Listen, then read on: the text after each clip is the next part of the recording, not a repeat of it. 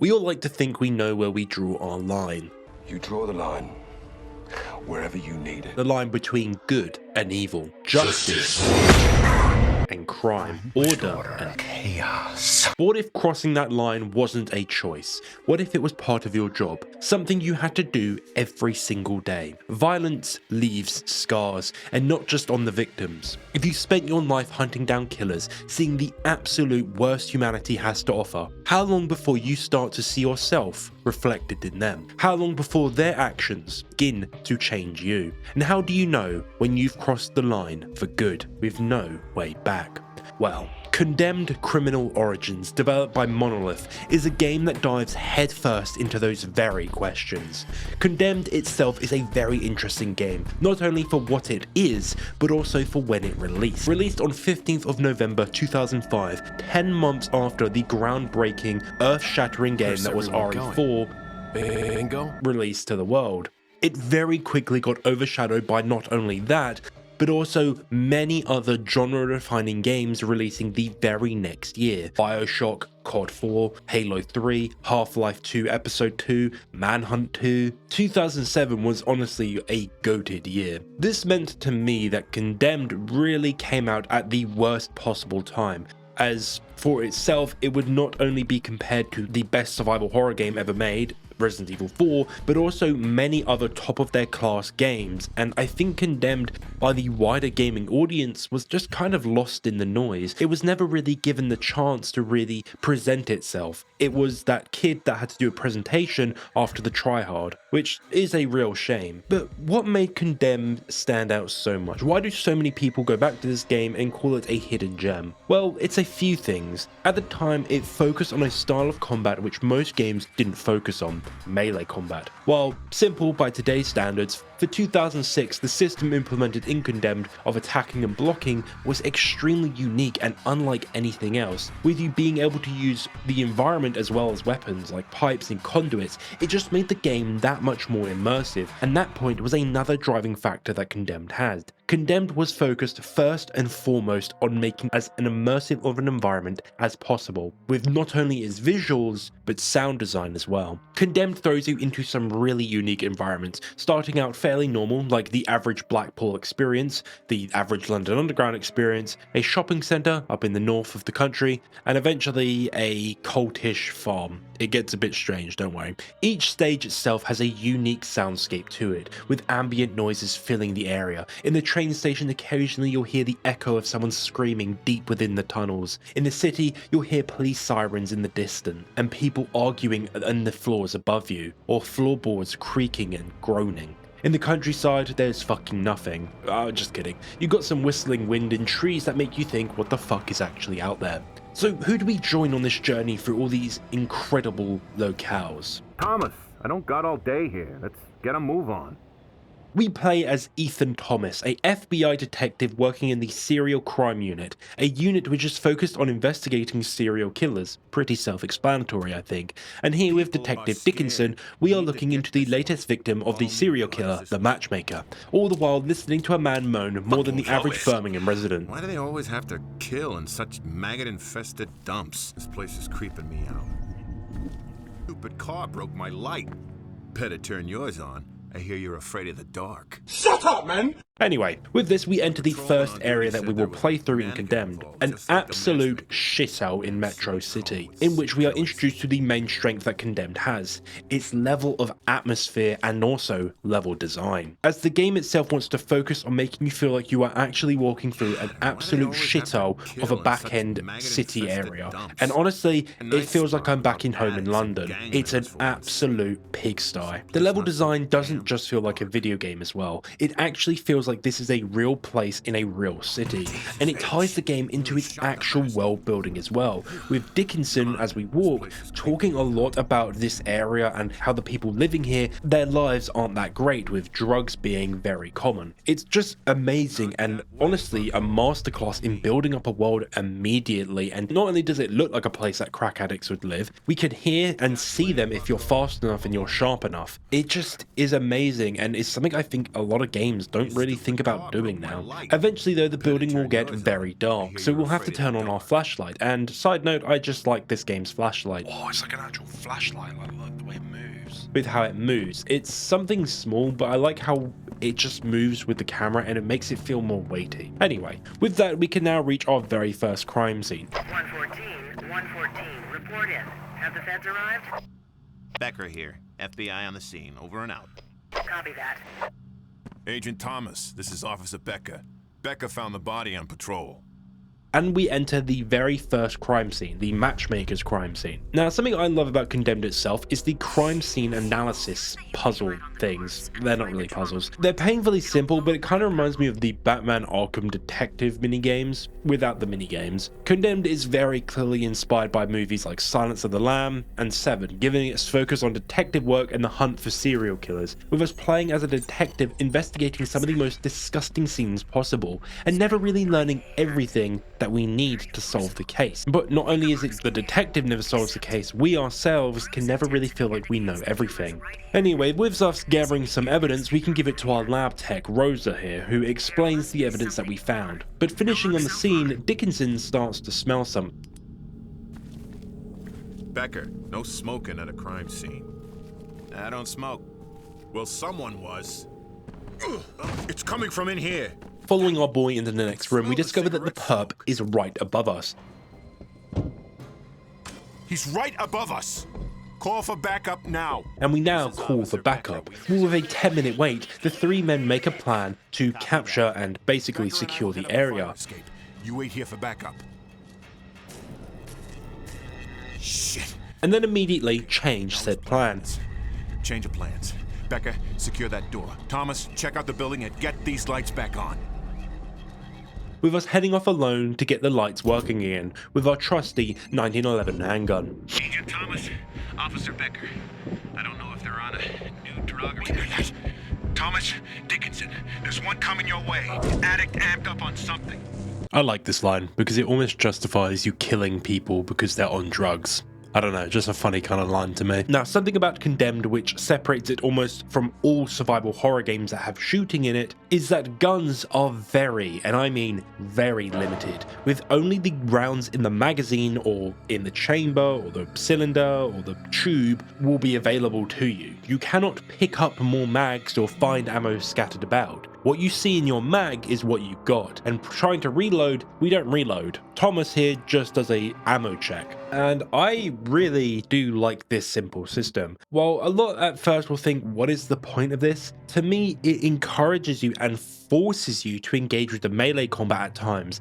If we could stick and just use the guns all the time, the game would be super easy. I was playing on the hardest difficulty and the guns were still extremely strong, and they're meant to be. A shotgun should one-shot a random guy on the street, but because its ammo is so limited, you'll eventually run out of ammo if you use it too much. But also, depending on the type of gun you find will determine the amount of ammo you get. A double-barrel shotgun will only ever have 2 bullets in it. And that's if you're lucky. If an enemy has shot the gun at you, well, whatever they shoot at the gun, you won't be able to get. Them bullets will be missing when you pick the gun up. It's honestly a really cool system for combat to make you engage with not only the melee combat, but also consider what guns you have, look at your ammo constantly, weigh up the potential of maybe I should drop this gun for another because I might need more bullets. I like it. It's simple and effective and a great way of making this combat system stand out and potentially above other combats. They very easily could have copied Resident Evil's system very easily, but they didn't. They did something completely different, and I think it really works for this game. Anyway, with the warning given to us by Dickinson, we head in and confront our very first junkie.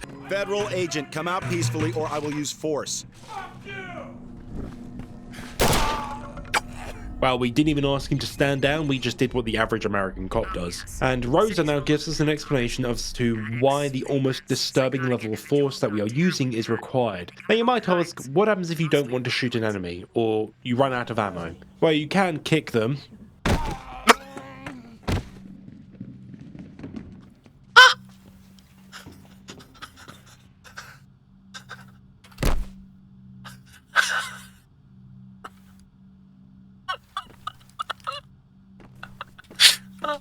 Oh my god. You fucking hit the ceiling, man. which is one way you can deal with them. But anyway, with Ethan slowly investigating and being harassed by more of the disagreeable types, we shoot them again, we can find our very first medkit, which allows us to heal up. Yes, we do not heal up Call of Duty style, we have to find medkits scattered about the world to heal ourselves. And also, we are now introduced to the running mechanic of this game, and if you can call it running, that is definitely running. Honestly, the amount of stamina that Ethan has is fucking diabolical. It is completely worthless, and it really does make you feel like you're playing as a real cop in America. Unfit and overweight. But ignoring that, and don't worry, you'll basically never be running in this game because you'll have to stop every 2 seconds. Investigating deeper, we get this weird vision like we are seeing the perp that we are chasing.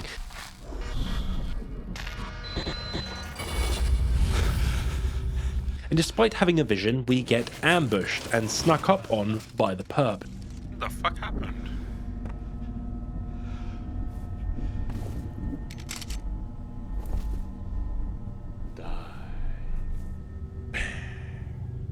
Now, losing our gun to the perp, we have to chase him. But this now forces us to utilize the better part of the game, the melee combat. And we get in our very first melee duel with 2 junkies, and honestly I love this melee combat. Well, definitely not as in depth as something like Devil May Cry, or even something like Elden Ring, or Dark Souls, or any game that has melee combat. Its beauty is very much in its simplicity. A simple attack and block, that's all it is. And I think that's all it needed. It didn't need heavy attack or high-low, different types of attacks, combos. It just needed simple combat, and it works so much better. And it's like the true English experience. 2 fellas with their melee weapons that they don't actually understand how to use, and they just swing them at each other. It just makes the game much more interesting, and the whole part of this game's combat that is more complex is its AI. And the AI in this game puts most modern game AI to fucking shame. The enemies in this game also think and act in the best way they can, grabbing better weapons, hiding from you,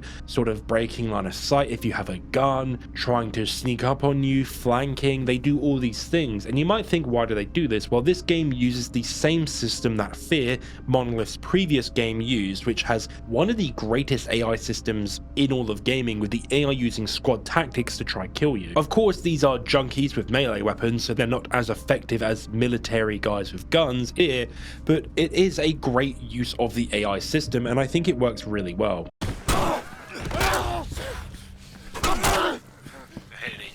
But also, if a junkie hits another junkie, they start to fight each other. It makes the game so dynamic, and it makes it so much more immersive. These junkies aren't, friends with each other. They'll probably kill each other for a hit of whatever they're on.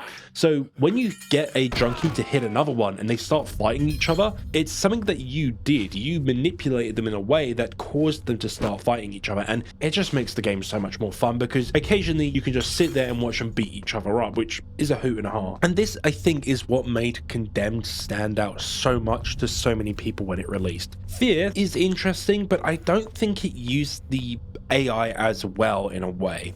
Because you're basically shooting everything, they don't really get a chance to do anything, but in Condemned, you get to really see the AI in action and how they react to stuff. How they react to you having a gun, how they react to getting hit, all these different things. It makes the game so much more unique and dynamic, and I think it's such a better usage of Monolith's systems that they've developed for these games.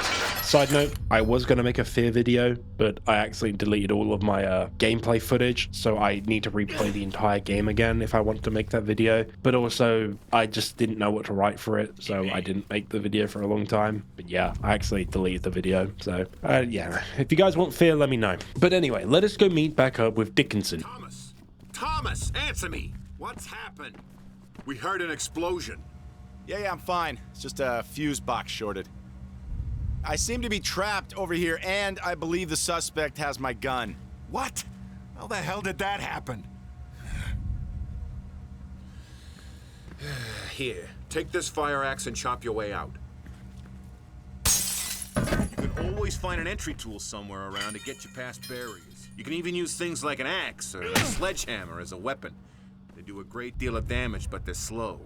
Swinging a lead pipe busts heads faster if that's what you prefer.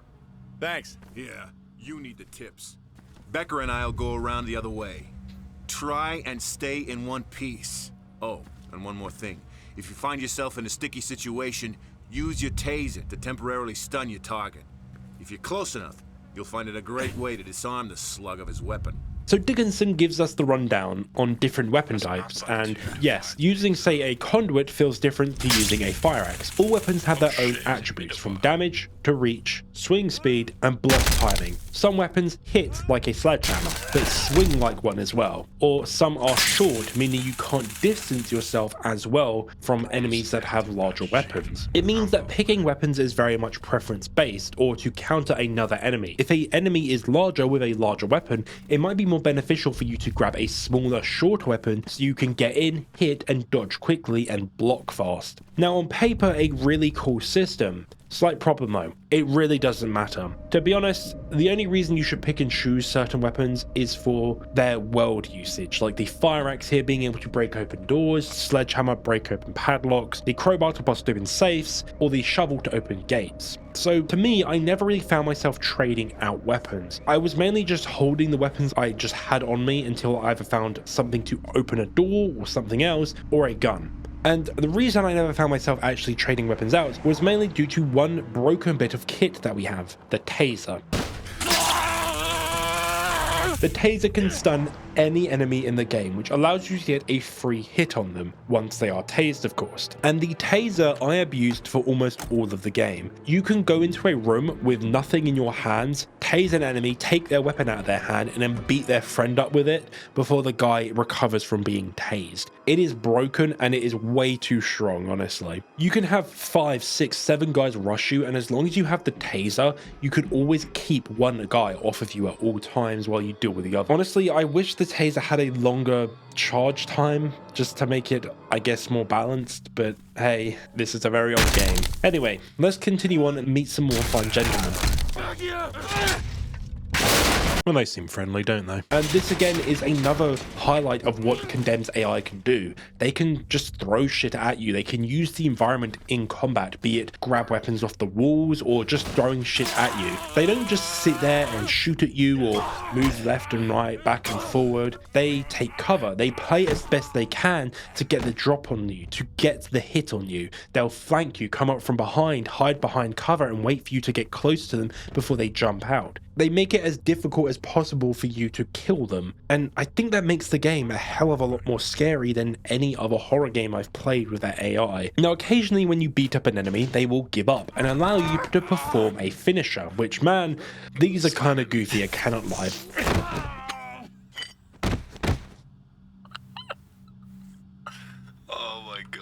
But hey, adds a level of brutality and makes you question why Thomas here, an FBI agent, is being so brutal with the less fortunate, because he's in America. Anyway, eventually with us continuing our hunt for our perp, we will again meet up with him.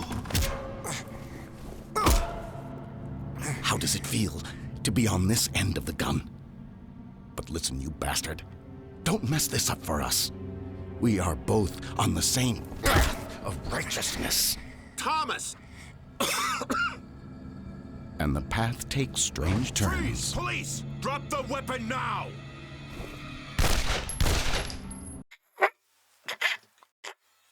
Why would you ragdoll them? Be ready for death, Agent Thomas. It shall come visiting again.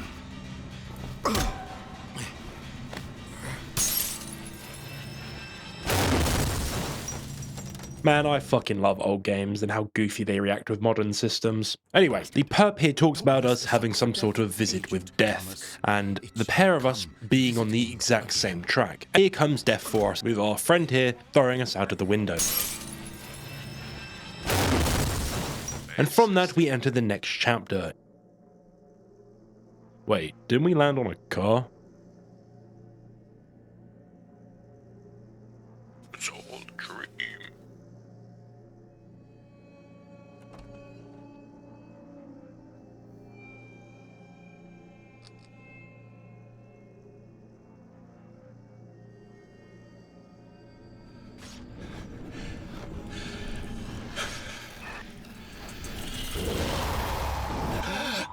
Well, with Thomas waking up after a rough night, we are visited by a new fellow.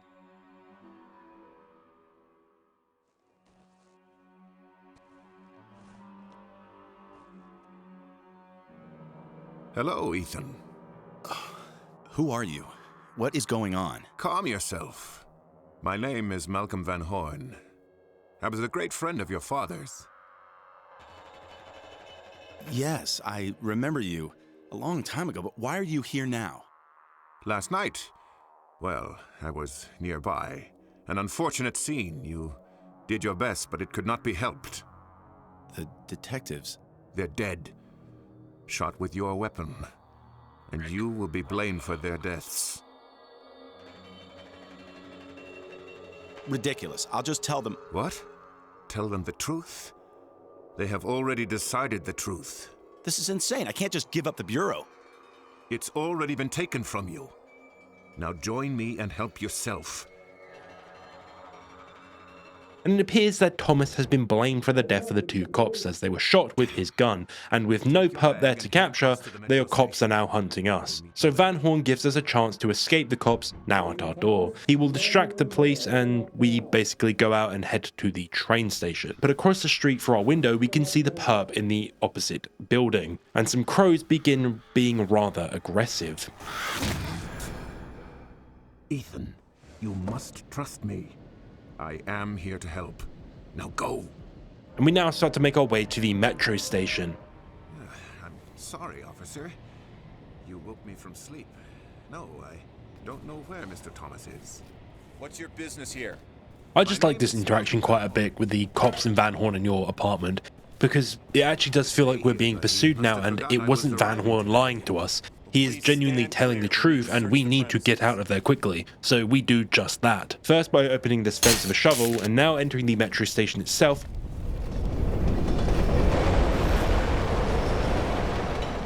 And almost immediately in the train station, we get another vision, which shows the perp from earlier taking photos of us in our apartment, telling us that he is seemingly stalked, and Rosa as well still works with us on figuring out what has actually happened, which is lucky. But what do I think of the metro station as a whole? Honestly, it's my second favorite area. It is such a unique setting in my eyes that not many horror games really have made effective use of. Don't get me wrong, there is a few, like Lost in Vivo and Zombie or Zombie U, whatever you call it, which do use it, but I feel like Condemned really does display how creepy a train station can actually be in a less rich area late at night. And me being a London boy does remind me of some of the stations I would often frequent late at night. The buzzing of the lights, the echo of footsteps through the tunnels, I think is such a cool horror environment, and honestly the only game that I think really did present an underground metro station to me in a good way was Zombie. But I mean, that game did present London probably the best it has ever been presented in a game. It's a shame that game is shit though. But Condemned, man, is amazing. It's top tier and it's creepy. It's creepy as hell, and yes, it's filled with enemies for you to fight, and eventually we will reach an office or something. Honestly, I'm not really sure what this is meant to be. I think it's an office space that the city has, but I'm not 100% sure what it actually is. And also we get another phone call from Van Horn, in which he tells us the police are completely destroying our apartment as they have no faith in our story about the perpetrator that shot the cops. They are fully set on us being the one that killed the two officers. And a little bit later on we get another phone call from Van Horn where he talks about us having some sort of potential. Since your father's death, I've watched you, hoping that you would find your potential. My potential? Yes. You've become an excellent investigator. Not through training or luck, but instinctually. However, you'll find that you are capable of seeing so much more. Again with the instincts. They're a gift from, well, perhaps not from God. Remember, they can help you and others. Again, I must go. Be careful. Anyway, from this phone call, we now enter the actual main train station terminal area for the first time, trying to make our way to the perp's house that he was taking photos from. But what do I think of this area?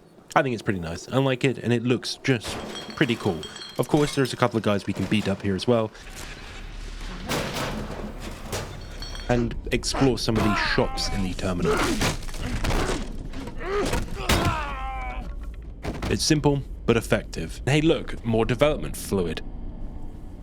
Fuck you. Pretty good job, sir, I can't lie. But we reach the room where the perp was taking photos of us and find his red room and take some more evidence of what the perp has been doing. And it seems that he has had some sort of fascination with other serial killers, and all of these killers are ones that Thomas has been involved with their case specifically. So let us now leave. What the fuck is going on? Something is definitely wrong with Thomas, as he seems to be seeing things which aren't actually here, and he also throws up.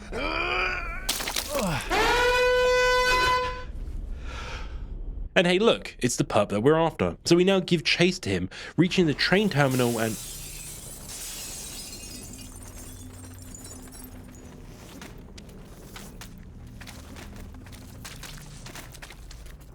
Well, what could the birds mean? Well, crows are famously very symbolic, especially of death, but I think more importantly for this game's story is the theme of transformation, as you'll probably realize very quickly is that as Thomas here continues his hunt for the perp and to reveal the truth, he'll realize something about himself and something within him will change. But crows also symbolize destiny and the spirit world itself, which could indicate something more paranormal is afoot and that Thomas has some sort of predetermined destiny. Or maybe we actually died and we are on the spirit world and these are just messengers of death. Anyway, let us continue chasing the perp and enter the next chapter. This chapter takes us much deeper into the train station and the actual train underground part of the station. And man, quick side note, Thomas really fucking takes his time on the stairs. I don't know why this game, I don't know if it was bugged or it's meant to be like this, but the movement in this game feels very stiff at times, especially on anything sloped or stairs. It just takes forever to get up or down them. But the actual train station, in my eyes, it's when this game starts to make sense, not in the story standpoint, but when the game as a whole sort of comes together. You'll realize what this game is actually about. It's about beating up hobos with a pipe. It's when the game stops holding your hand as much and allows you to really experiment more with the combat and approach it how you want. The level is more open-ended. What I like about this point as well is, this is when I first noticed it, is that in certain spots you can find hidden caches of weapons, such as in a bin you can open it and find a shotgun, or behind a vending machine and find a pistol.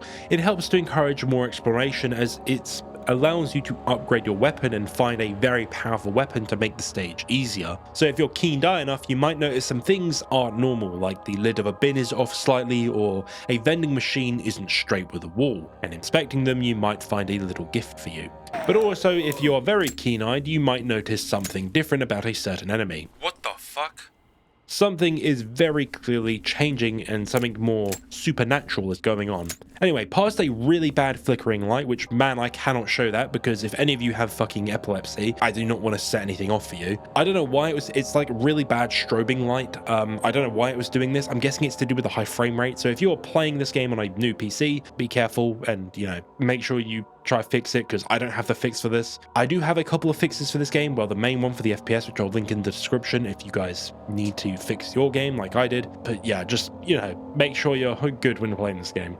But anyway, after that, we enter an almost shooting section of the game. And despite us having a lot of weapons and guns and a lot of gunfire going on, you still don't feel safe, and I still felt scared of the enemies because they are a lot smarter than most enemies are, and of course, your ammo is limited, so even though it is a shooting gallery section, it doesn't really feel like it's not against the game's themes of what it's going for with its horror. But come over here and kiss me on my hot mouth. I don't know what to think. Don't ask me, this game bugged a bit. But look at this little guy.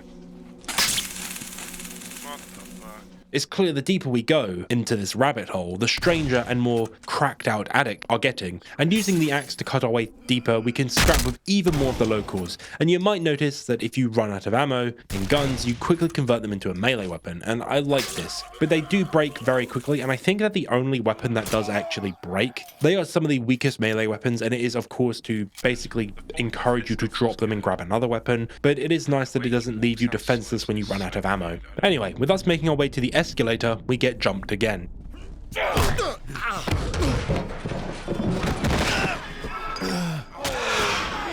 And much to the surprise of this fellow here, You're still alive? we are still breathing and we shooting gallery 4 people. Man, my aim has got quite crispy again.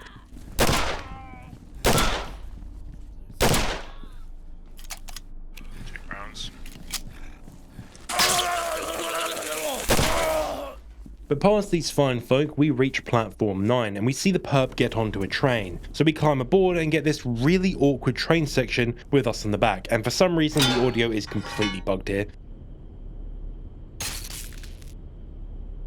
Condemned has quite a few issues, I will not lie, especially with the PC port. A lot of the sound in these sort of scripted sequences just is hit or miss. It can be fixed. The fixes for audio and especially the lights I don't have because I didn't think I needed to fix anything like that, but there probably is a fix out there for them. But on the next platform, some commuters try to get on, and we do what you must do on the London Underground to get a seat, physically fight them. But after we scrap with them, Why are we still here? the back platform on the train comes loose and we get this really weird fucking cutscene. What the fuck is this? Is it bugged? It feels like there should be way more sound effects. Yeah, don't ask me.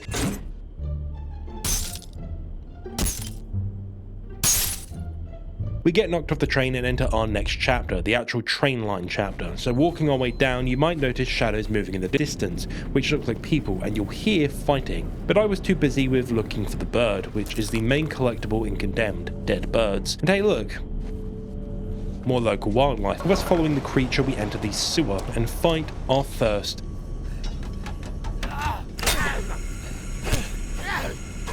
Let's call these guys meth addicts. If the random men/homeless are the crackheads, these are definitely the meth heads. So the sewer, train, tunnel, stage area, what do I think of it? It's okay. It's not as good as the actual station, but I do like it. These crawly boys do go flying when you shoot them, which makes it very fun. Holy fuck. Kind of funny, can't lie, but getting through the gate and then finally beating this guy up, I just love how they bounce. And heading up the ladder, we eventually reach another train platform, and getting inside of it, we start to investigate the scene to try to find some clues. And if you look outside during your investigation, you might notice a certain big boy appear, a steroid addict. And we see just how strong they are with him fighting a bunch of little uns and defeating all of them. Don't matter though, the taser still works on them, and shotgun shells in their head will drop them. Killing him, it gives us the sledgehammer, which you can use to now break the padlock on this gate here. And eventually heading through here, we find more evidence from our man of the hour. Received. It's a train schedule, but there's some shadows. Running it through graphics enhancement. This is his rat hole, all right. It has to be. I found his overalls next to his locker. Bastard travels light, doesn't he? Keep looking around. He's gotta have more than a locker to play with. I'll get back to you once I clean up this image. Anyway, through this fan duct we can dive deeper into the station's inner work, grabbing a fire axe out of the steam pipe which needs to now be turned off. And we get another call from Rosa. Thomas speaking. Document is a standard city-issue train schedule. Pressure has been applied from a stylus highlighting 2 scheduled routes, both originating from Central Metro Station. Route 16 to Burnside, departing 5:10, 7:30, 9:30 a.m. Route 66B leads to Briar. That's a tiny farm town an hour to the northwest. Departs 9:30 a.m. and midnight. This is his hub, so he goes to both locations regularly. I've also determined DNA from the sweat sample in the train matches DNA from the cigarette butt. 99.8% probability. The guy you're following is the guy who killed the 2 policemen. The matchmaker. At least, I think so. Something's still not adding up. But it seems like this man is heading to some farm, and the cigarette DNA and the DNA we found in the train are a match, with Thomas believing that this is indeed the matchmaker. Anyway, with that knowledge, we head in deeper to find a valve to get rid of the steam blocking our path. And reaching the valve and turning it off, we continue forward, but the trail of our suspect has gone cold, with him obviously getting away now. So we need to do a bit of exploring and just try to find sort of a lead and a way out. And the game here opens quite a bit for you, with you now wandering around trying to find a way out of where we are and try to find the perp's path again. And I really do like this section, as I was playing it like 10 at night and I got really into it and it really immersed me, and I don't know why, I had a lot of fun with the combat in this section and especially the exploration. And exploring enough, we will reach another train line, and heading down along it we can enter a new area with a whole lot of rats and this massive scrap occurring, which we can take part in. And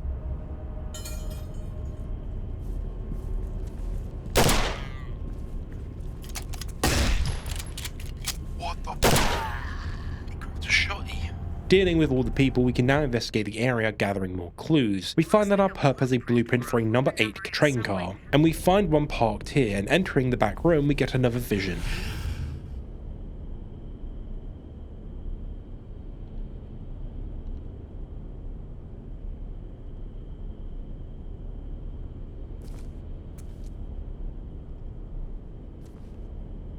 A vision of what? Well, that isn't clear. But we find a crowbar with some material on it which matches the material used for department store dummies, giving us a hint towards this being the matchmaker's hideout, and his usage of dummies in the crime scene links into that, a la Hannibal Lecter from Hannibal, played by Mads Mikkelsen, also known as the guy that gave Bond cock and ball torture. Or Sam Porter Bridges' father. Mads Mikkelsen's played a lot of cool characters, hasn't he? But inside the number 8 car, we do some more investigating and we can find a footprint, which then in a vision reveals to us a secret compartment in the car, which then investigating the said secret, some mannequin parts fall off. And we can hear on the PA system that a train is leaving on another platform. Stand clear of platform. Stand clear of platform. Metro station daily runs are now beginning for Tuesday. Route 6 to 12th Avenue. Route 9 to New Montgomery. Route 16 to Burnside. Arriving platform 16. Do not hold train doors. The platform that leads down the route on the map that we found earlier. So fighting our way out to try catch the matchmaker that we believe it is, we run through hordes of hobos to the locker room, exiting the door, entering the next chapter. But Rosa doesn't quite believe that we are on the matchmaker's trail.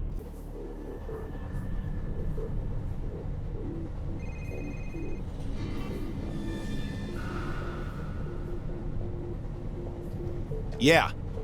Thomas, it's Farrell. Running from the Bureau will do no good. You know we'll find you eventually. Look, I understand. The caseload became too much. You weren't solving cases like you used to.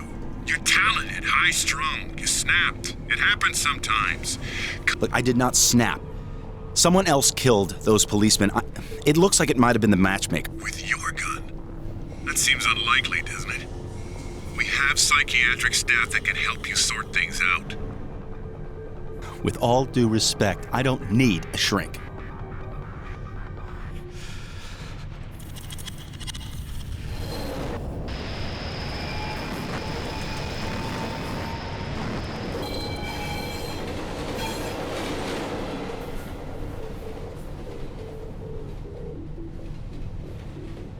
Maybe I have gone crazy.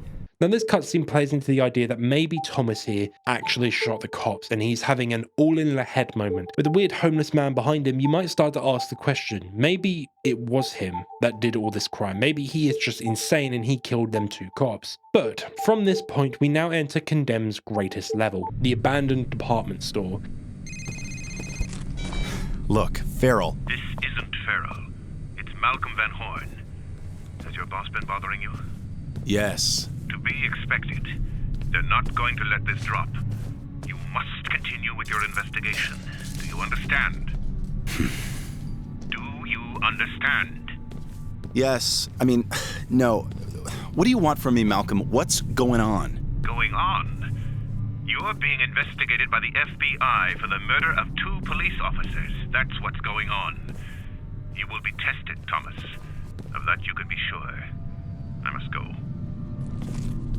Well, it seems Van Horn mentions a test for Thomas, in almost the exact same way that the perp mentioned. But anyway, in the department store, you will walk about for a little while and you'll notice there is a lot of mannequins. Shit up. What the fuck? Leave? I mean, a word. And of course, some messages from another person. But what makes this level the best? Well, it's a few points. First of all, it has the best layout. For some reason, this level flows really well, and the way combat flows, it just feels great.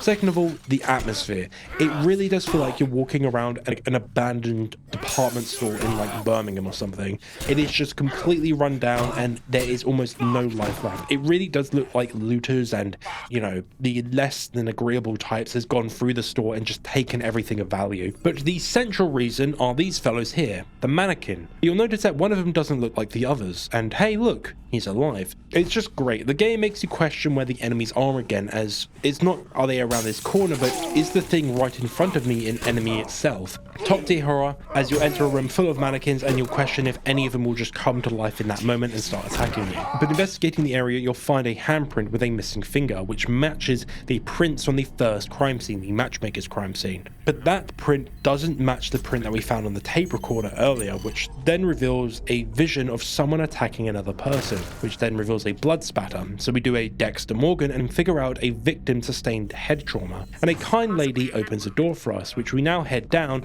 finding an even darker area, and then discovering a trail which appears to be from a body having been dragged through the area. But also here we can find one of the best weapons in the game, the revolver. Following the trail, we eventually get another vision of a body falling down an elevator shaft. So we need to make our way down there, and yes, we get to shoot a bunch of mannequin boys and girls, and at one point we get this fun weeping angels bit, but they don't really do anything, they just force you down a certain way. But it's clear Thomas is something's wrong with him and he shouldn't skip taking his medication. Finding our way into the basement of the department store and heading deeper, we can find the shoe print we found earlier, showing we are back on the perp's trace, and using the gas spectrometer, it allows us to follow a trace of a dead body, which we follow, eventually getting another vision.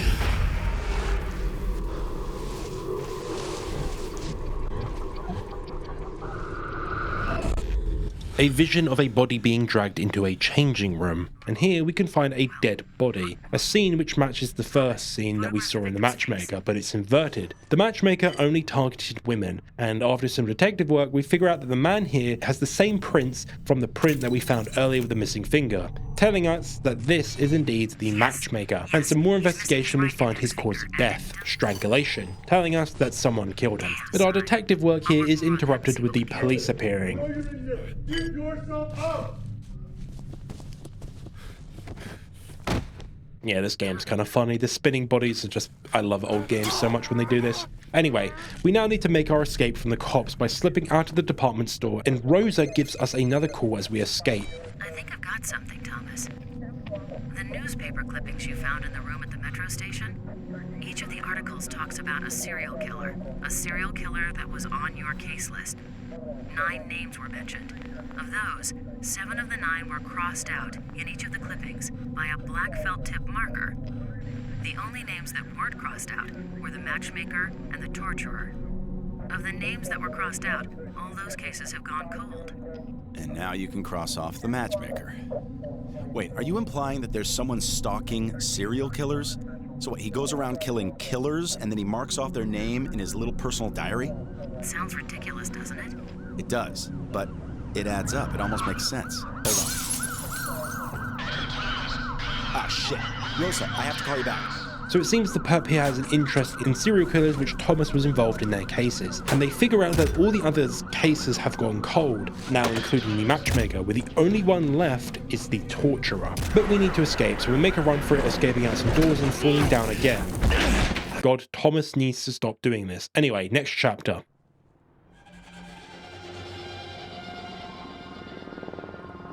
Yeah. You were going to call me back. Sorry. So, the fingerprint in the metro station and the boot print are not the Matchmakers, but this other guy. So, is he the Torturer? Doubtful. It's not the Torturer's MO. Think about it. The final murder in each of those cases on your list ended with a killing similar to the previous ones. This guy goes around and kills the killers in the same way that they're killing the innocent. He's like an Uber killer, a serial killer X, a perp not on your original case list. So, this serial killer X kills serial killers. He takes them down using their own methods. If the Torturer is still at large, what's his MO? Pretty sick stuff. He likes to abduct people, torture them for fun, then let them loose and hunt them down. His goal is to drive them to suicide so he doesn't actually deliver the final blow. What is this city coming to? All right, so I've got to find the Torturer and save his ass so the new killer doesn't kill him? Life of an agent. Yeah, well, I'm no longer an agent, apparently. Sorry. Look, I can't get you the Bureau dossier on the Torturer now, as you can imagine. But we can find out some public information. And I have something else you need to see. Okay. Well, it's too dangerous for me to come to the Bureau. Can you meet me at the city library? You know there's been a fire there. The whole thing's shut down for repairs. Exactly. There's damage, but there's got to be a terminal or two still working. And no one will know.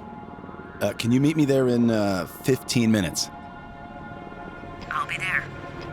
So we need to head to the library in order to figure out who the torturer is and to save him from serial killer X. But our journey there will not be easy. Not only do we have to fight the vagrants, but also now avoid the cops through the streets. And this is our next stage, the streets themselves. And what do I think of this level? I like it. It's definitely more unique and reminds me of something like Arkham City for some reason, with the cops not only attacking the homeless, but also you. With you reaching the actual streets, you see actual conflict between the cops and the vagrants. And at one point, you get involved in this combat, with you having to fight not only the homeless and the druggies, but also avoid the cops as well. Because when the cops make their appearance, you need to, and I quote, not catch a bullet. So we need to make it past this gate, which is guarded by this guy, and we enter a Donkey Kong-ass on-rail section in this bin.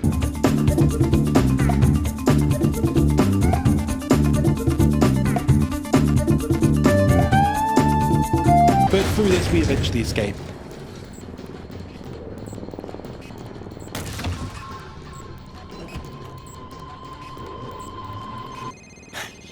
What the hell was that? Thomas, I'm at the library. Where are you? Rosa, be quiet.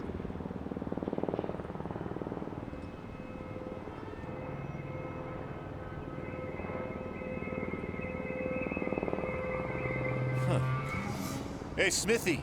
Johnson, wait up! Rosa, are you still there? Very few people can tell me to shut up and get away with it. Sorry, I'll be there in a couple minutes. Hurry. I have a feeling I'm not alone here. And he is finally able to make his way to the library.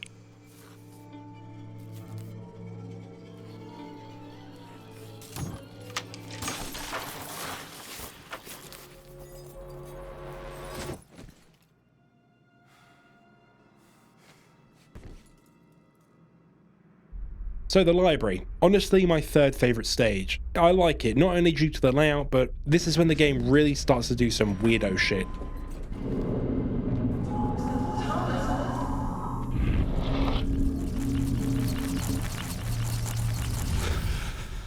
Like that. Anyway, we now finally meet Rosa and she has some bits for us. First of all, Thomas, over here. This might not have been a good idea. Squatters and addicts have moved in, and they don't like company. Come this way. I have something to show you. I used my security clearance to do a little checking up on you. I found this folder in your supplemental personnel file.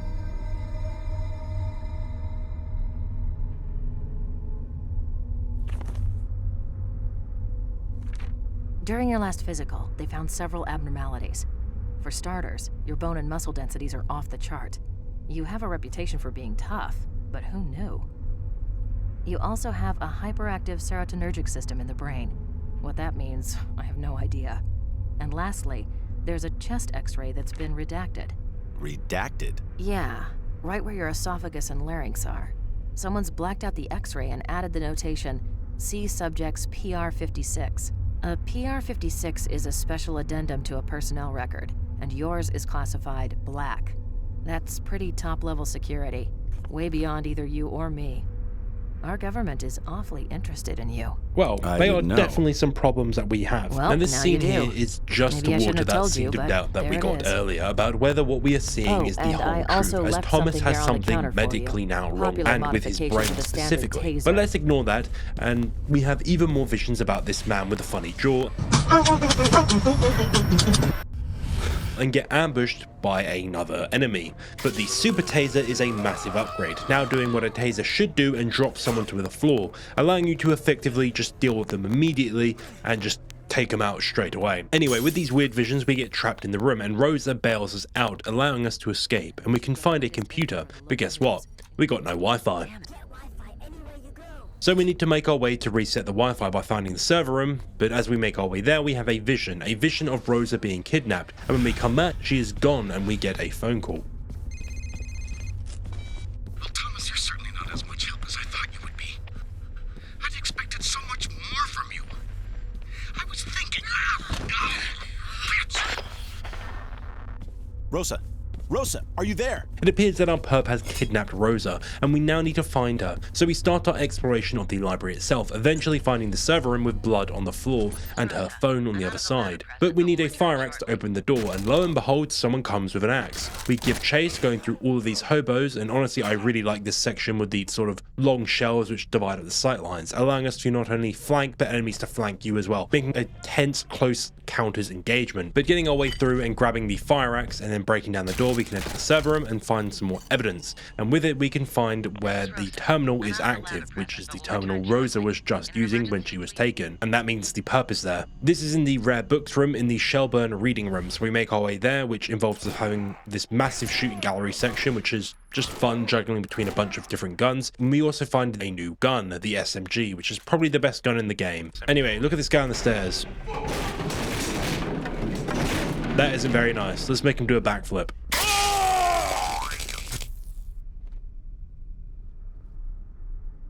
Reaching the rare book room and moving the ladder, we can hop over the fence and save Rosa, who is passed out on the floor. Back off, you bastard. Come any closer and I'll rip your head off.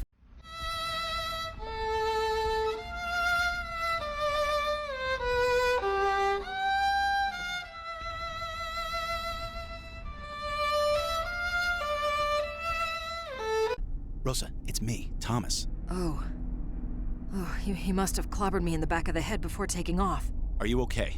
There were these shadowy things standing over you. What? Look, while you're chasing shadows, that jerk tried to kill me. I bit him good though, right on the hand. Did you get any of the blood sampled? I saw some hit the floor. Yes, sampled and transferred back to the lab. Excellent. Now what I like about this scene is it again waters that seed of doubt about Thomas, as she initially thinks that we are a person that might have kidnapped her, but she is mistaken, or is she, because she didn't see their face. We can also see a news report on who the torturer is. The torturer serial killer. A retired gym teacher from the city's juvenile rehabilitation program has informed police of contact he had almost 8 years ago with a troubled youth named Carl Anderson, who reported fantasies that matched the torturer's methods exactly. Authorities are now asking the public to inform police if they know of Carl Anderson's whereabouts. Do not approach the suspect, as he should be considered armed and dangerous. Sources within the police department are telling me they are also concerned because their informant can no longer be located. Department spokespersons have refused comment on this latest development. This is Jennifer Albin reporting for News Channel 5. So we need to find the school district records in the basement. And the basement of the library is honestly pretty cool as well. It's one of the more creepy, and it is one of the most cramped environments in the entire game, playing into that feeling of claustrophobia that this game has been sort of playing with. And with the floor breaking beneath us, we are trapped, and guess what? Our flashlight also broke. So we sit in the dark for a little bit and in the quiet, and we start to have a panic attack, seemingly. But with Rosa knocking some sense into us, she gives us a new flashlight, and we now start to try and make our way out of the cage we are currently in. And after a bit of fighting, we reunite with Rosa, and she doesn't seem surprised at all by all the Crawley boys in this building, showing that these are very normal things to see in this world. Anyway, now reaching the school records, we can now find the records that we need. Okay, 8 years ago would put the kid and the teacher at the same school in 1997. Here it is.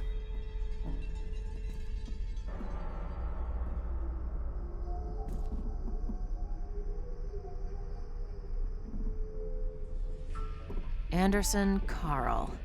There's a lot of Carl Andersons, but I bet this is our guy. He was enrolled or sentenced to an educational rehabilitation center for the severely troubled. St. Joseph's Secondary on Northeast 52nd and Fremont. It's been closed for 5 years, and no wonder. That's one of the worst parts of town. Christ, the cops have just been letting it go to hell for years. And what about the faculty? It doesn't list occupations, just a list of names. I'll take it back to the lab and see what I can find. It's him. He's been listening to us. Unfortunately, it seems our friend was listening in on us and now knows who the torturer is. So it's a race against him now to the torturer. So the serial killer isn't killed by the serial killer. So we make a run to the next chapter. Thomas, it's Malcolm. How are you doing? Is the investigation going well? It's going as well as it can be. Wait, what are you doing here? How did you know where to find me? Oh, just a coincidence. Saw you from across the street. Coincidence? I don't know what your game is here, Van Horn, but I've got a job to do, if you'll excuse me. Well, Van Horn is a rather strange man, isn't he? How did he know where we were heading? How did he know that we were going to the school? Is he linked to the crows in some way? Is he God? I don't know. Anyway, the school again, an amazing environment in which we meet the next enemy type. Some zombie-looking guys. Heroin addicts, I guess. I don't know. We can also see the man from the train again. I wonder who he is, but not only do we have the heroin addicts, we also have another new enemy type, a large, fat individual, who are quite tanky, of course. But in one of the classrooms, we can find some lips on a chalkboard which match a Mr. Tibbets, so we need to find him as we believe that he is a victim and potentially is about to be killed. Fighting our way through the school and reaching the PE hall and then the kitchen with this funny spinning boy, we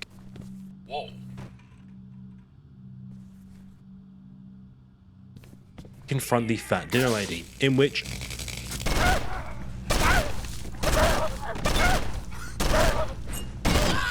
I just shot her to death. But we can now retrieve a fire axe, which then we can actually get onto the basketball court itself, and on the court, turning on the power, it drops the hoops, with someone seemingly having gone for a dunk. This hand of course belongs to Mr. Tibbets, and with the other hoop falling through the floor, it gives us a way out, and a way to continue our search for Tibbets. Getting outside, we find a body on the floor, and it's our body.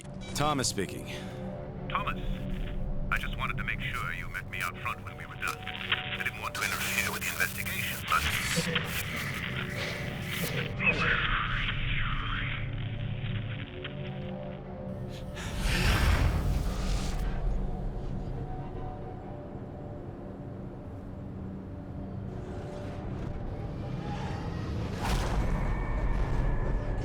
Well, it seems the man wants to do something to us, and we can also find an M14 in one of the rooms. Shooting some boys with it, we quickly re-enter the school, in which we get another vision.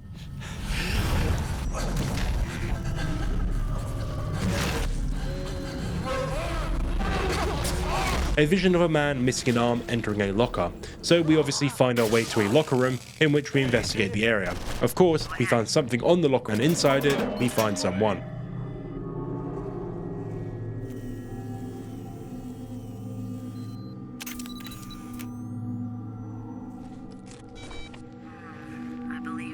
Mr. Tibbets.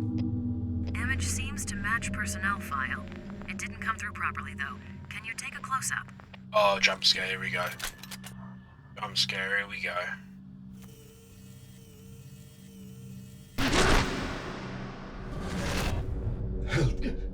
Help me. Help is on the way. Who did this to you? Carl Anderson. The torturer. Okay, take it easy. Do you know where he is now? Other man came, took Carl away, left me here to die. So we can see what happened to the torturer and the perp. He was captured by the perp himself. So now we need to chase him.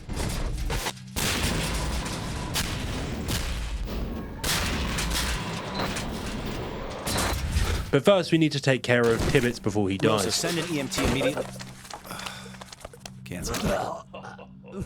We just watched an innocent man get killed, and Thomas does not seem to care at all, which to me shows how his job has just completely changed him. The sight of death and human suffering doesn't affect him at all anymore. But we need to go meet Van Horn back at the front of the school. So our adventure leads us to the swimming pool, with the PE teacher showing us how to do a proper board dive.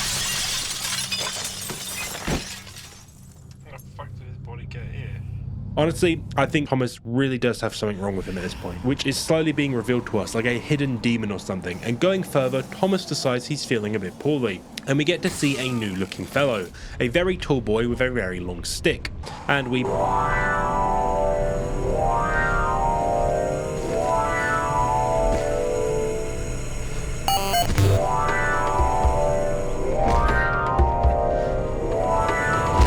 pass out, but when we reawaken we find ourselves at a completely different location, and Rosa gives us a call back about our requests of searching for an apple orchard.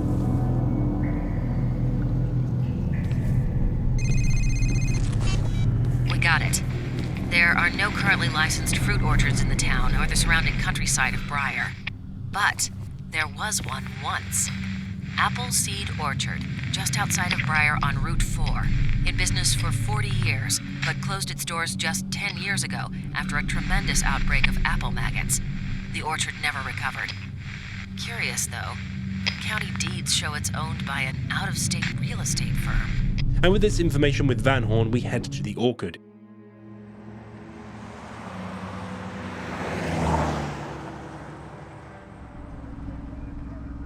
So why are you in on this? I have a sense of responsibility. I needed to help. Help? You mean with my investigation? Yes, among other things. There was a time I thought I was the best investigator the Bureau ever had. Now it seems they were interested in me for other reasons. What do you mean? I saw my file. Apparently I'm some sort of circus freak to them. That may not be helpful. I wonder how much they know of what is happening. I would stay away from the Bureau as long as I could. It's not like I have much choice, since they still think I killed those 2 officers. Their deaths were unfortunate, but maybe it's best this way. Best? You seem to know a lot more about what's happening than you're letting on. This is Appleseed Orchard Estate. Stay on your toes. I'll drop you off at the house and head over to the barn. I'll meet up with you later.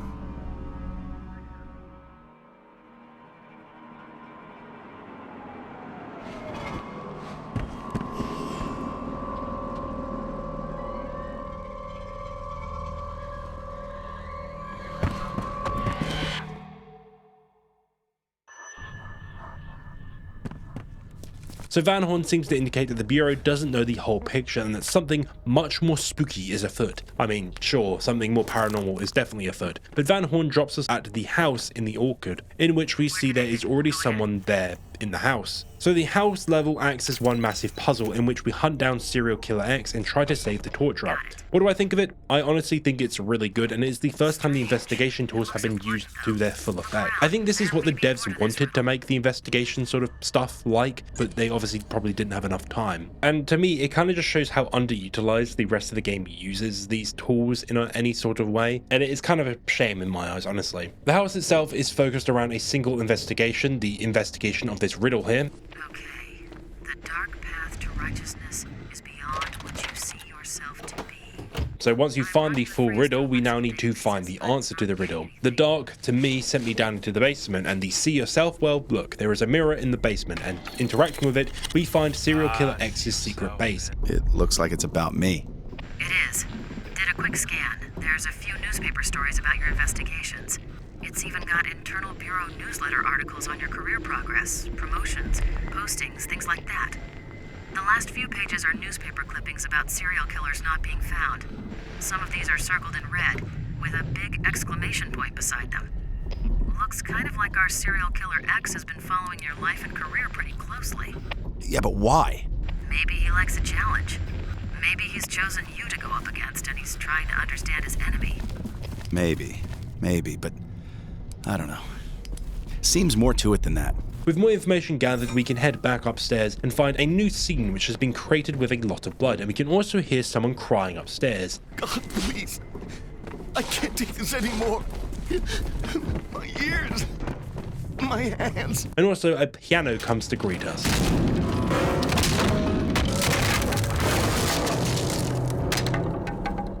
So we need to find an axe to get the piano out of the way. Who has the axe? Well, all of these home invaders, which, man, you fight these guys for a good while, with a lot of people appearing at a house in the butt-fuck middle of nowhere, in an apple orchard. So potentially something is guiding these people towards us to try attack us. Eventually, someone will come through one of the windows with a fire axe, you will beat him up, you will get the fire axe, and it allows you to move the piano out of the way and head upstairs. And we again have another vision. We see someone killing themselves, which is the torturer.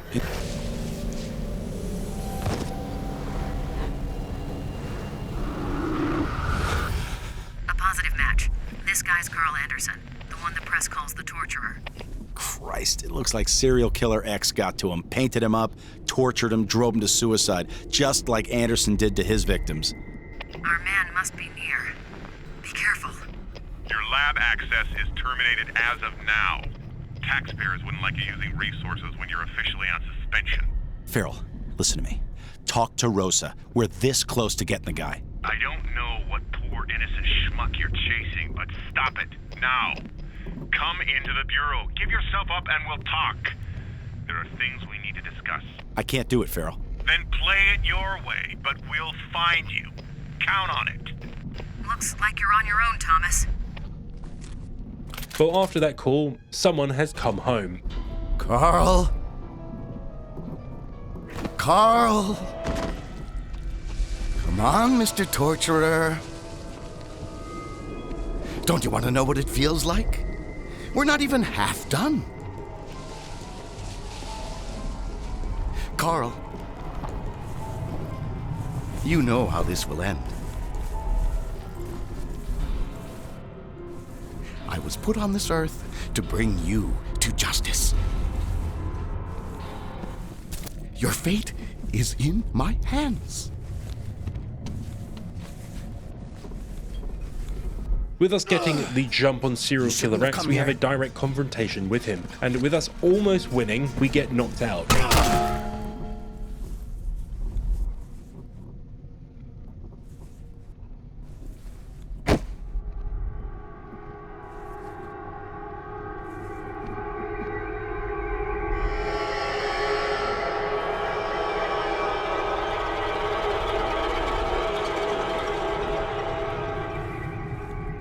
Leland! Nephew, please listen to me. I am here to help. You are not yourself. You are not in your right mind. Let me help you. I know of what I speak. Ooh, big reveal. Van Horn is the uncle to serial killer X, Leland, and he gets choked out by Leland. What a surprise. A serial killer isn't a stable and sane individual. And now we are joined with him in the barn. Welcome to consciousness, my friend. Though you won't enjoy it long. We were good in the beginning. But you turned out to be kind of a failure, didn't you? You still don't get it? I've been using you, Ethan Thomas. I watched you and followed you and used you to find the serial killers you so desperately sought and then killed them. Okay. I must admit, I was a bit dramatic. Killed them the same way they'd killed their own victims. A bit of fun, you know. I got good at it. Shame it ruined you at the Bureau. But some things are unavoidable. Of course, since you're no longer going to be any help, there's no reason to go on this way. How would you prefer to die? I didn't like the torturer's methods much. Too risky. Perhaps a slit across the throat, like the roadside carver. Ah, short and sweet. Or maybe the bone cutter. Neatly dissected the body, removed the internal organs, and labeled them for the police to find. Oh, yes, he was one of mine, too. Who the fuck is that guy? Close to him, but I got there first. Perhaps it would be better if you lost a finger, like the matchmaker.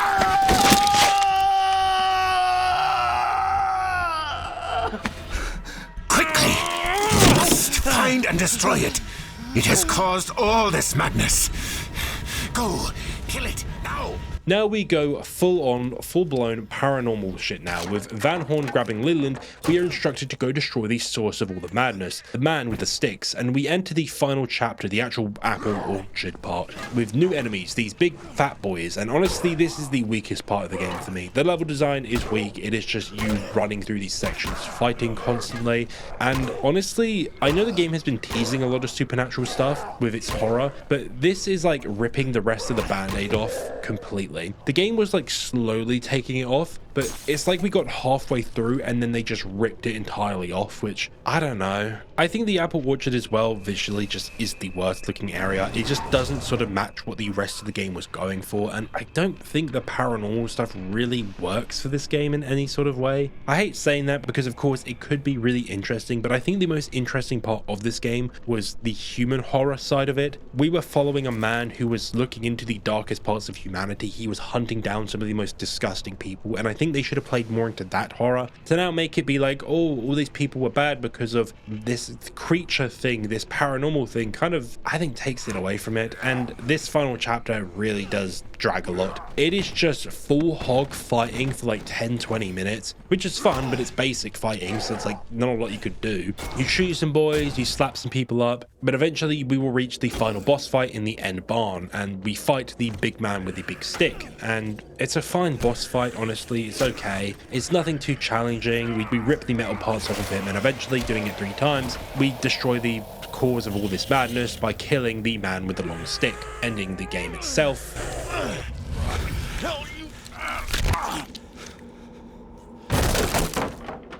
And with him being killed, we now end the game with the barn setting on fire. We go out to find Van Horn. Malcolm!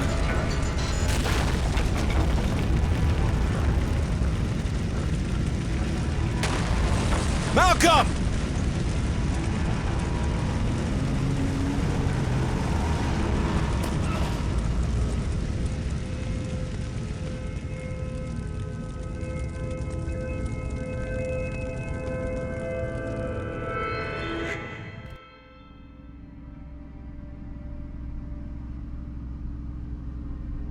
I can never go back, can I? No, not to the Bureau, not to your old life. Thomas, you have looked into the face of hate, the visage of evil. Know that hate is in your soul, too. It is, sadly, everywhere. Mastering one's fear and controlling one's hatred is perhaps the most difficult thing one can do. Well, at least it's over. It's dead, and the killings will stop.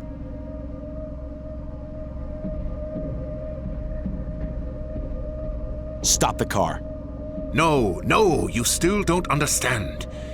He's done unspeakable things, even though those he killed were killers themselves. But he isn't responsible. He's not in his right mind. He's... Stop the goddamn car now!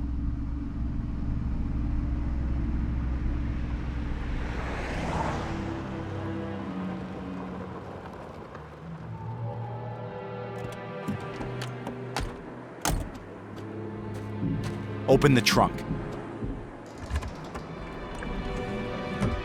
Thomas, don't! He was a good boy. We were all good people. We were able to fight it back, most of us.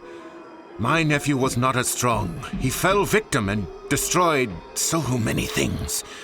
We fought to save him. I must continue to do so. I don't care whether the sick fuck is in his right mind or not. Think of what you are doing! Both of you have a chance for redemption. Redemption? Listen, old man, you used me just like he did. You used me to save your precious nephew, a serial killer. You're no better than he is. But we are given a final choice, to let Leland live or give in to our anger and kill him. Now you might think, oh, this leads into 2 different endings, with one with Leland living and us accepting that vengeance and anger should not be given into and that we should always try to be a better person, or the bad ending where we give into our anger and madness and we basically feed the cycle. It doesn't fucking matter, because if you don't shoot Leland, he does this. Skip it up and that up. I don't know what to say. It kind of just drops the ball here. But after Leland is killed either by his own hands or your hands or whatever, we go into one final cutscene.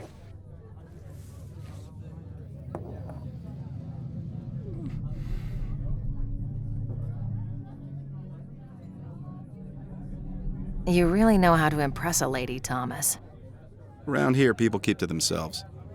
Why the lay low routine? I've been cleared of the murders, but my suspension has got me thinking. I guess I don't know who to trust anymore. Yeah, tough break. Man, you look like crap. Yeah, I've been better. You said you found something interesting? Yes, very odd. A cult seems to be behind all this. We can tie them to the deaths of the serial killers investigated by your department. A cult? The man responsible was Leland Van Horn. Yes, I know. He manipulated both you and us, but where is he? We have no Leland Van Horn in custody. Look, I explained all of this in my deposition to the Bureau. But a lot of unanswered questions remain, Thomas, which brings me to why I'm here. Maybe we could make better sense of all this if more were found, but I guess you did your best. Anyway, the results suggest Leland may not have been working alone. Do you know anything about this? Who these people are? Are you affiliated with them in any way? Rosa, can I trust you?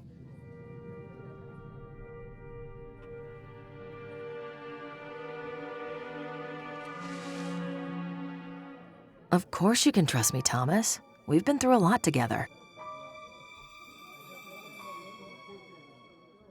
Look, I have no idea what any of it means. Something weird, something unexplainable happened during my investigation, but truthfully, the questions you ask, I can't answer. I'm sorry, Rosa. I'm sorry too, Thomas. I really am. Take care of yourself.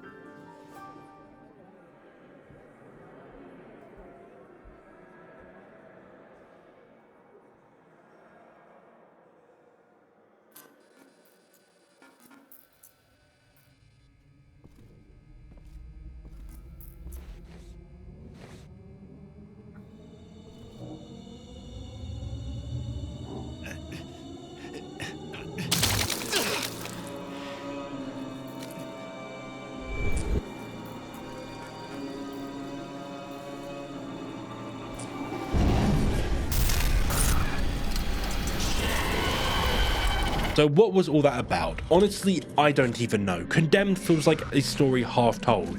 I mean, it might be half told because I feel like this game has had a lot of content cut from it, but it is what it is. To me, it's like we're wandering through someone else's nightmare and only catching glimpses of a world that made them. And maybe that's the point. The story isn't neatly packaged because the world it betrays isn't neat at all. The pieces are scattered, like the buildings Ethan walks through, like the broken lives he stumbles across in the underground. We're left with fragments, and maybe that's how a city like this should feel. Fragmented, unstable, teetering on the edge of chaos. What it really comes down to is basically this. Violence dehumanizes you. Ethan kills, and with every swing he takes, he becomes less himself, more like the monsters he hunts and the people he fights. Many are just lost, abandoned by a city that forgot them, victims of a system that failed long before he arrived. Evil thrives where neglect exists, where society turns its back, where the broken lash out at a world that ignored them. And in the cracks of the city, madness isn't rare. It's inevitable. The longer you stare into the darkness and evil, the longer it stares back at you. But it's not just about the violence or the killers, it's about isolation. Ethan walks through these streets alone, haunted by vision, by the weight of the world pressing down on him, by the things he's seen. He can't trust anyone, he can barely trust himself, and that's the point too. Sometimes the scariest monsters aren't out there in the shadows, they're inside of us, our fear, our anger, our despair. They twist us into versions of ourselves that we don't even recognize. And maybe that is the real takeaway here. Not just about Ethan, not just about some horror story. It's about us, about what happens when we ignore the people around us, when we look away from the cracks in our society, neglect, apathy, silence. They're the things that let violence and disdain grow. In games and in life, when we abandon people, when we fail to notice their suffering, we don't just create victims, we create monsters. And yet, there's a strange kind of clarity in all that chaos. Condemned shows us that the fragility of the mind, the cost of turning a blind eye, and the price of survival in a world that's falling apart. It's messy, it's dark, and it's terrifying, but it is also a warning, a reminder that the horrors we see in games are often shadows of what's real, the loneliness, the neglect, the ways society can fail its own people. In the end, the real horror isn't just about killers and disgusting people,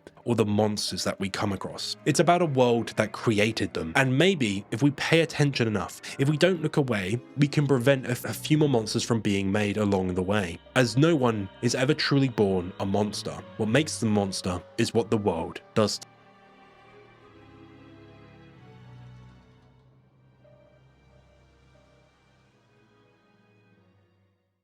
Oh.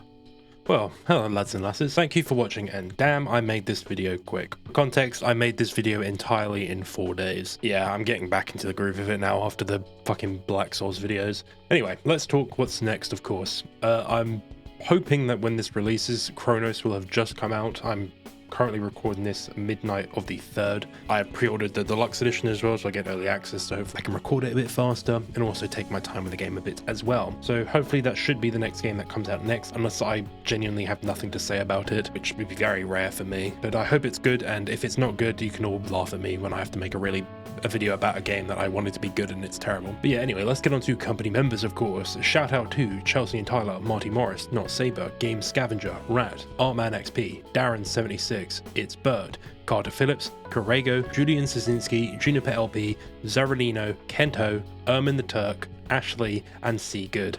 Goodness, there is quite a few of you now, isn't there? Damn. If any of my members are watching this, I might be setting up a Discord server in the next few days, and within that you'll probably get a special role. I still need to set it up when I've got free time. I am a very busy man, unfortunately, but hopefully I can set it up so not only can I chat and meet some of you lot, but also play with you lot. I do play other games, Counter-Strike mainly at the moment, and obviously when Battlefield comes out, I'll probably be playing quite a bit of that in my spare time. So of course, if I can make content around that somehow and include you guys in it, I'd be more than happy to. But yeah, that's pretty much all I have to say. There's nothing new for me to add, unfortunately. But that is entirely enough waffling from me. See you around. Crocodile.